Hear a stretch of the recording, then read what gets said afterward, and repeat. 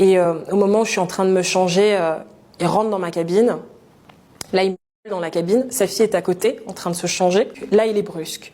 Et là, son intention, c'est de me faire du mal. Là, son intention, c'est de me punir. Sauf que sa fille, en fait, elle s'est changée avant nous. Et donc, elle attend de l'autre côté. Et comme elle ne nous voit pas, elle regarde en dessous de la cabine et elle voit que on est tous les deux dans la cabine. Et donc là, elle commence à dire pourquoi vous êtes tous les deux dans la cabine? Donc là, son père, pris de panique, il ressort de l'autre côté, il re-rentre dans sa cabine à lui, voilà. Je dis rien, je suis vide en fait, je parle pas, voilà.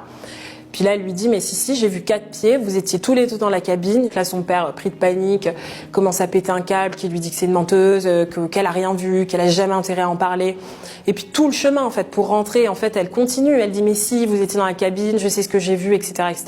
Et là, quand on rentre à la maison, ma mère se pose la question de pourquoi est-ce qu'on rentre aussitôt. Puis là, mon beau-père explose, il lui dit que, en fait, je lui ai manqué de respect, que je suis qu'une insolente, voilà. Et là, à ce moment-là, ma mère se retourne contre moi et là, paf. Je suis l'esclave de ma mère où clairement je fais tout. Et en même temps, je suis la marionnette, la poupée, l'esclave sexuelle de mon beau-père. Et là, en fait, je pense qu'à partir de ce moment-là, l'envie de mourir ne me quitte pas pendant plusieurs années. Puis ma mère décide de faire encore un voyage au Bénin. Donc le fameux voyage une fois tous les ans, tous les 2 ans. Et puis elle me laisse avec mon beau-père et mon frère. Un soir, je ressens une douleur dans le ventre. Je me suis dit que c'était mes règles, ça me faisait vraiment mal, mais bon, voilà.